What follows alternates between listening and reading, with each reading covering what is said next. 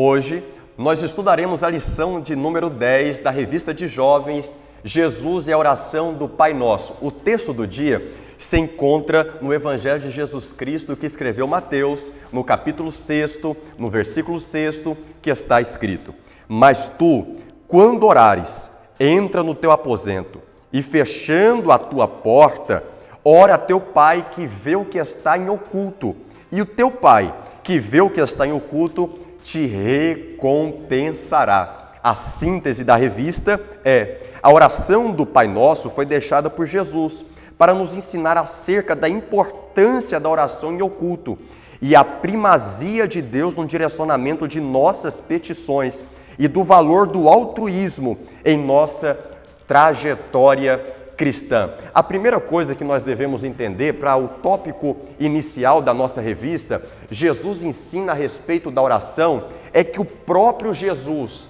ele é o nosso referencial. Jesus é o nosso referencial não somente na oração, mas em todos os aspectos da nossa vida. A pergunta que nós temos que sempre nos fazer é: será que Jesus faria isso? Será que Jesus vestiria dessa forma? Será que Jesus tomaria essa atitude? Claro, contextualizando para os nossos dias de hoje. E quando falamos em oração, Jesus é o nosso referencial, é o nosso modelo. Porque Jesus ensinava sobre oração? Sim, e é sobre isso que nós vamos falar ao decorrer da lição. Mas mais do que falar, Jesus orava. Porque tem muita gente que fala sobre oração, mas não ora. Fala sobre jejum, mas não jejua.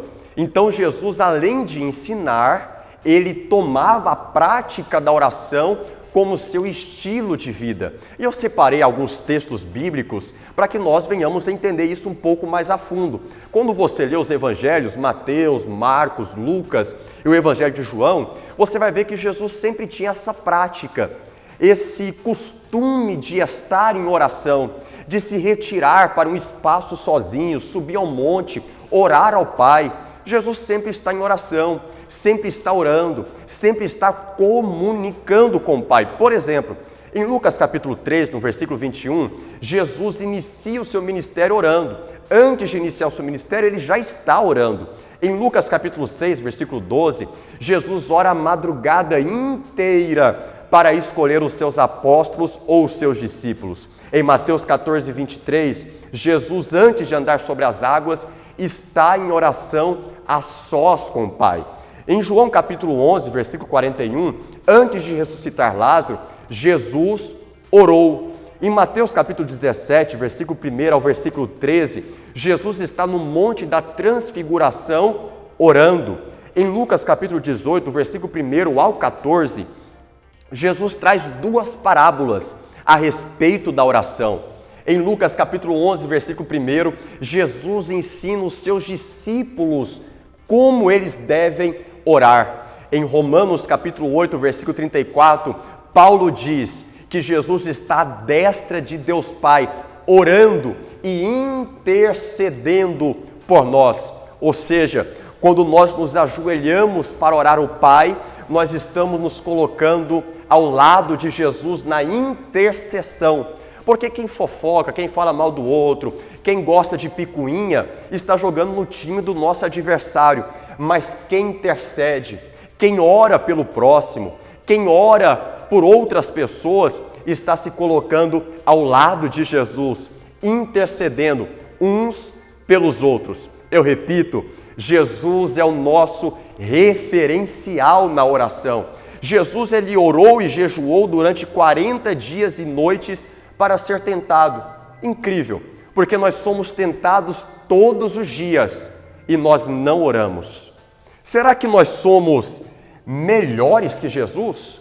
Porque Jesus, sabendo, sendo 100% homem e 100% Deus, tendo a sua parte divina e tendo a sua parte humana, ele entendia a necessidade de orar. E não é à toa que em Mateus capítulo 4, a partir do versículo 1, Jesus vai passar esses 40 dias e 40 noites orando e jejuando. E depois disso, Jesus foi tentado pelo diabo. E nós somos tentados todos os dias e insistimos que nós não temos tempo para oração. insistimos que oração é coisa do passado. Oração é coisa dos meus avós, dos meus pais. Para a nossa geração não é. Será que nós somos melhores que Jesus? Eu acredito que não.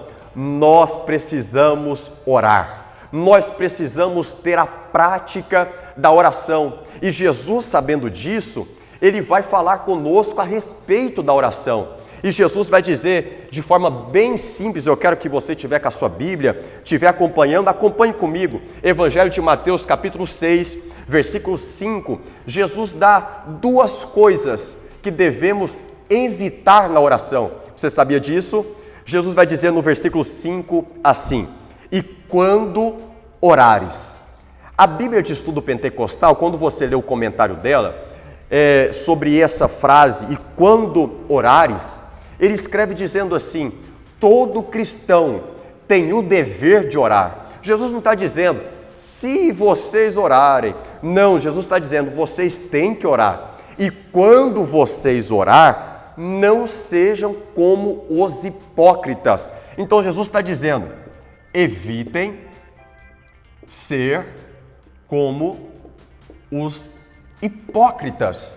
Tiago, mas o que é hipócritas? Quando nós pegamos no original grego, hipócrita é aquele que se disfarça, é aquele que coloca uma máscara. Nos teatros antigos, eles tinham aquelas máscaras que vem com um pauzinho, lembra? Talvez você viu algum filme, alguma festa de alguma novela que você assistiu quando ele não era crente, aquele negócio todo. Então, hipócrita é isso, é você se disfarçar, é você colocar uma máscara, quem sabe que está sorrindo, mas você está chorando. É você colocar uma máscara que não é aquilo que você está sentindo. Então Jesus está dizendo, não sejam como os hipócritas, pois se comprazem orar em pé nas sinagogas e nas esquinas nas ruas, para serem vistos pelos homens. Então os hipócritas iam para as esquinas, iam para os lugares públicos e começavam a orar. Embargava a voz, fazia uma voz mais grossa, falava umas palavras bonitas, e quem passava falava assim, eita rapaz, esse ora bonito demais, esse fala bem demais, e Deus lá do céu está dizendo, não passa de hipócrita, não passa de disfarce, não passa de mostrar aquilo que ele não é de verdade. Então Jesus está dizendo, evite ser um hipócrita. Evite mostrar aquilo que você não é de verdade. Uma grande dificuldade nós temos no nosso meio. Pessoas que talvez recebem a oportunidade para orar na igreja. E quando pega o microfone, ele engrossa a voz. Ele fala umas palavras que nem ele sabe o que significa. É assim ou não é? O que Jesus está dizendo é, sejam vocês mesmos. Não se passe por outra pessoa. Não coloque uma máscara na oração. E Jesus continua no versículo 7, ele diz assim, e orando, não useis de vãs repetições. Jesus está dizendo, não useis de vãs repetições, como gentios, que pensam que por muito falarem, serão ouvidos. E o que Jesus está dizendo é, não adianta você ficar repetindo uma mesma palavra, uma mesma oração, uma mesma frase, aquelas frases que a gente acha que é de efeito. Assim, não, se eu falar esse negócio aqui, vai acontecer um milagre. Se eu falar isso daqui, o paralítico vai se levantar. Se eu falar essa frase, mas eu não posso errar nem o ponto e nem a vírgula. Porque se eu errar o ponto e a vírgula, o milagre não chega e Jesus não me ouve. O que Jesus está dizendo é, não adianta as vãs repetições. Imagina você ser casado, ter um filho, e o seu filho ficar o tempo inteiro repetindo uma mesma frase. Te pedindo, quem sabe, alguma coisa, mas repetindo essa frase, você não vai gostar. Você vai falar, meu filho, troca a fita, fala outra coisa, conversa comigo, não adianta você ficar repetindo. O que Jesus está dizendo é a mesma coisa. Não adianta você ficar repetindo 10 oração do mesmo jeito, 10 frases da mesma forma, 10 palavras do mesmo jeitinho, não adianta. O que Deus está dizendo é mais do que oração, mais do que repetição, eu quero conversar com você, eu quero dialogar com vocês. Então Jesus ele vai dizer assim, olha, no versículo de número 6, quando vocês orarem, entra no teu aposento ou entra no teu quarto, feche a porta, ora a teu pai, e o pai que te vê em oculto, ele te recompensará. Eu gosto disso, porque o que Jesus está dizendo não é que você não deve orar no público. Não, Jesus não está dizendo isso. Jesus não está te proibindo de orar diante das pessoas, de orar na igreja, de orar na sua escola, de orar na sua faculdade. Jesus não está te proibindo em orar em público, mas Jesus está dizendo, você pode até orar em público, mas tem o seu particular com Deus, tem o seu secreto com Deus. Cada crente deve ter o seu secreto e o seu devocional com Deus. Olha, certa feita eu estava lendo um livro de A.W. Tozer, e ele disse num capítulo algo que me chamou a atenção. Ele estava indo contra as igrejas que têm um cronograma semanal que não dá tempo do crente, do cristão, orar na sua casa. É oração de manhã, em público, é oração à tarde, e tem coisa à noite para fazer. Na segunda é um cronograma, na terça é outro. Esse dia eu estava numa igreja e o pastor falou, irmãos, na segunda-feira é tal coisa, na terça é tal, na quarta, quinta, sexta, sábado, domingo pela manhã, domingo à noite. E eu fiquei pensando, que tempo que esse povo tem para estar com a família? Que tempo que esse povo tem para ter um devocional com o Pai? Olha, eu não estou fazendo apologia em você não ir para a igreja, não tem nada a ver. Eu estou fazendo mérito de você ter um tempo com Deus a sós, de você ter um secreto e um devocional com o Pai. E é isso que Jesus está nos ensinando. Tenha esse secreto. Tiago, por que eu devo ter um secreto com Deus? Porque no secreto não adianta você engrossar sua voz. No secreto, não adianta você falar palavras que você nem entende o significado. No secreto, não tem como você disfarçar colocando uma máscara de hipócrita e sendo aquilo que você não é. No secreto é só você e Deus. E Deus conhece as suas fragilidades. Deus conhece as suas falhas. Deus conhece os seus pormenores. E Deus está dizendo, no secreto, é eu e você. Você e eu. É nós dois. E é a sinceridade do seu coração. Por isso que o texto vai dizer assim no versículo 6, e o Deus que te vê. Olha, perceba, se nós estamos em oração, não seria o Deus que te ouve? Talvez ficaria melhor aos nossos ouvidos. Quando orares, entra para o teu quarto, fecha a tua porta, e o Pai que está te ouvindo, talvez não seria melhor? Mas o texto está dizendo, e o Pai que vê o que está em oculto. Por quê? Porque na oração não é o jeito que eu falo, na oração não é o que eu falo, mas o que Deus vê no meu coração. Não é a palavra que você usa, é a sinceridade do seu coração. Por isso que lá em Daniel capítulo 10, versículo número 12, Deus diz assim, através da boca de um anjo, então me disse, não temas, Daniel, porque desde o primeiro dia em que aplicaste o teu coração, a oração não é meras palavras, mas é um coração sincero, colocado em uma oração genuína perante o Senhor. Vamos para o tópico 2 dessa lição? Então, agora falaremos sobre os principais ensinos da oração do Pai Nosso. Em Lucas capítulo de número 11, versículo 1, os discípulos vão chegar até Jesus e vai dizer assim, Jesus, os discípulos de João Batista aprenderam a orar com ele, mas e nós? O Senhor não nos ensinou a respeito da oração. E os discípulos fazem um pedido para Jesus que é fantástico. Os discípulos vão dizer, Jesus, ensina-nos a orar. Eu gosto disso, porque os discípulos viram Jesus pregando, viram Jesus ensinando, viram Jesus fazendo os seus milagres, operando as suas curas extraordinárias, levantando e ressuscitando mortos, levantando os paralíticos, fazendo coisas extraordinárias. Mas os discípulos chegaram numa conclusão dizendo, ele prega, mas o segredo dele não é pregar. Ele cura os enfermos, mas o segredo dele não é curar. Ele faz milagres, prodígios e maravilhas, mas esse não é o segredo. Eles entenderam, baseado na vida de Jesus e a forma que Jesus levava, a seriedade na oração, que o segredo que Jesus possuía, mesmo sendo 100% Deus, mesmo 100% homem, se chamava oração. Então os discípulos não vão chegar para Jesus e vai dizer assim, Jesus, nos ensina a pregar como o Senhor prega, por meio de parábolas. Não. Os discípulos não vão chegar até Jesus e vai dizer, Senhor, nos ensina a curar como o Senhor cura, a multiplicar o pão, a multiplicar o peixe, não.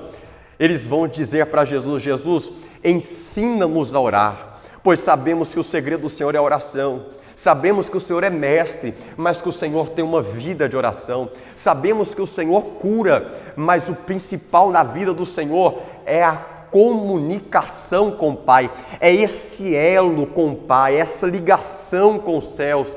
É o Senhor estar sempre em conexão com Deus Pai.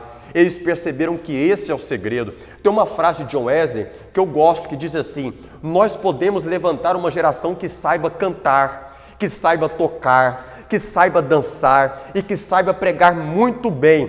Porém, se não soubermos levantar uma geração que saiba orar, seremos um povo sem a presença de Deus.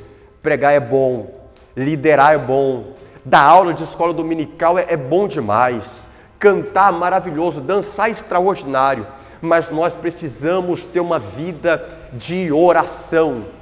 Porque pregar me faz ser um bom pregador, cantar me faz ser um bom cantor, liderar me faz ser um bom líder, mas orar me faz ser um bom crente, me faz ser um bom discípulo de Jesus. Eu sinto a presença de Deus aqui falando isso para vocês, porque o diferencial da vida de um homem, de uma mulher, é orar, é ter conexão com Deus, é ter a sua sinceridade, a sua intimidade com Deus. Intimidade é algo extraordinário, porque intimidade não é criada da noite para o dia. A intimidade é criada durante vários dias de oração, vários dias de intimidade. E os discípulos estão dizendo: eu entendi, Jesus, que seguir o Senhor não tem que saber pregar apenas. Porque alguns sabem pregar, outros sabem cantar, e o reino é assim, um sabe fazer uma coisa, outro sabe fazer outra, e todos nós vamos nos ajustando, um completando o outro. As nossas diferenças não nos afasta, mas completa um com o outro. Então eles estão dizendo: eu sei que para seguir o Senhor nós precisamos aprender a orar. Então Jesus vai começar a ensinar esses discípulos a orarem, a ensinar esses discípulos como deve ser uma oração. É a pedagogia da oração, é a escola da oração que Jesus agora vai matricular os seus discípulos. E Jesus começa dizendo: quando vocês forem orar, portanto, orai da seguinte forma: Pai nosso que estás no céu, santificado seja o teu nome, venha o teu reino, seja feita a tua vontade, tanto na terra como no céu. Esse é o primeiro ponto da oração. O que Jesus está nos ensinando através dessa oração do Pai Nosso, oração dominical, não é que nós devemos ficar repetindo ela. Jesus está dando um modelo, Jesus está dando uma orientação. Tanto é que nos 2 pontos que devemos evitar na oração, Jesus fala o primeiro ponto, hipocrisia, e o segundo ponto, vãs repetições. Então Jesus não está exortando a respeito da repetição na oração e depois dando uma oração para que nós repetíssemos ela, de forma alguma. Jesus está ensinando: esse é o modelo, essa é a orientação de vocês. Jesus, quando fala a primeira parte desta oração, ele está trazendo que nós devemos primeiro orar pelo reino.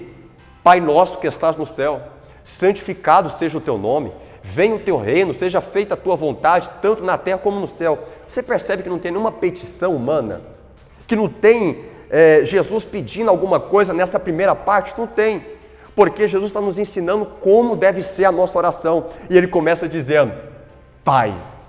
Isso eu fico apaixonado, porque os judeus, sempre que se referia ao nome de Deus, usava na terceira pessoa da conjugação verbal, por medo de blasfemar, por medo de usar o nome de Deus em vão. Então ele sempre colocava Deus distante, sempre colocava Deus longe, na terceira pessoa da conjugação verbal. Mas quando Deus vai ensinar os discípulos, Jesus começa dizendo: Pai.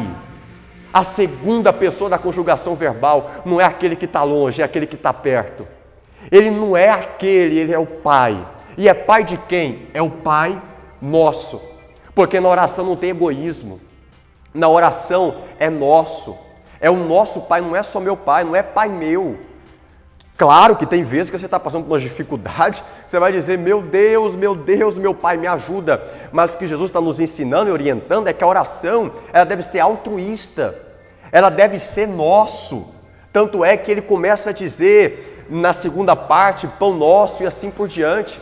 Então a primeira parte é Pai nosso que estás no céu, e ele começa glorificando o nome de Deus, santificado, venha o teu reino, seja feita a tua vontade, tanto na terra como no céu. Então o primeiro passo da oração, da orientação de Cristo, é que nós oremos pelo reino.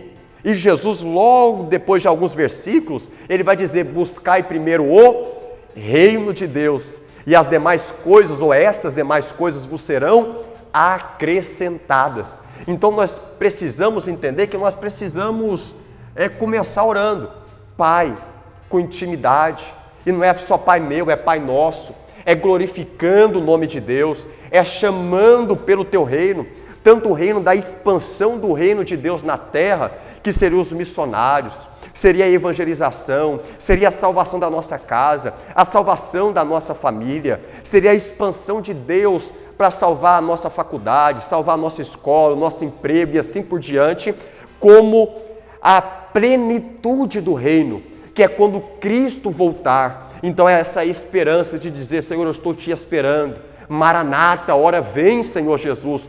E ele conclui dizendo, seja feita a tua vontade, não a minha, mas a vontade do Senhor. É continuar orando pelo reino, glorificando, adorando, louvando ao Senhor. E então nós vamos para a segunda parte desta oração. O pão nosso de cada dia dar-nos hoje. Então Jesus já começa a trazer nessa segunda parte petições, pedidos, em 3P: pão, perdão e proteção. Começa pedindo pelo pão, começa pedindo pelo perdão e depois pela proteção e termina glorificando a Deus novamente. Perceba um detalhe, o início dessa oração é uma oração de exaltação. Ele começa exaltando e termina exaltando. Ele começa glorificando e termina glorificando a Deus. Isso é extraordinário. E esse pão é o pão nosso. Mas não é o pão nosso que o Senhor nos dá hoje, amanhã, essa semana, não. É o pão nosso de cada dia. O que Jesus está nos ensinando é que a oração deve ser feita hoje, mas deve ser feita amanhã também. Quando você acordar, ore. Porque a oração deve ser diária. Lembra do povo de Israel no deserto? Deus descia o maná dos céus. Para que dia? Para aquele dia. Porque se o povo guardasse para o amanhã, o pão iria embolorar, iria mofar, não ia dar certo. Mas então Jesus estava nos ensinando desde o Antigo Testamento, o pão nosso de cada dia dar-nos hoje. Porque amanhã é outro dia, o amanhã está nas mãos de Deus, basta cada dia o seu mal. Por isso que Jesus nos orienta a orar por hoje, a orar pelo pão nosso de cada dia. E ele completa dizendo, perdoa-nos as nossas dívidas, assim como nós perdoamos aos nossos devedores.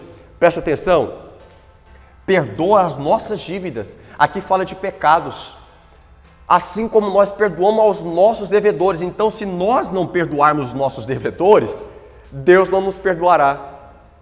Quando você ora o Pai Nosso, se você não perdoa, se você não libera o perdão, você está assinando a sua própria sentença. Você está assinando a sua própria condenação. Tiago, eu não perdoo aquele que fez aquele negócio comigo, eu não perdoo Cicrano, não perdoo Beltrano, e você ora o Pai Nosso, então você está assinando a sua própria carta de condenação. Porque o texto está dizendo, perdoa as nossas dívidas, assim como eu perdoo as dívidas de outras pessoas. Perdoa para ser perdoado. Nós precisamos liberar perdão. E a oração vai nos instigar, vai nos inspirar a perdoar os nossos inimigos, a perdoar os nossos devedores. E ele traz a terceira parte, e não nos deixe cair em tentação, mas livra-nos do mal. É uma oração preventiva. A tentação não chegou ainda, o mal não chegou ainda, mas já estou orando, Senhor, livra-me. Não me deixe cair em tentação, me deixe longe da tentação, não me deixe cair, não me deixe ter uma queda, mas livra-me do mal.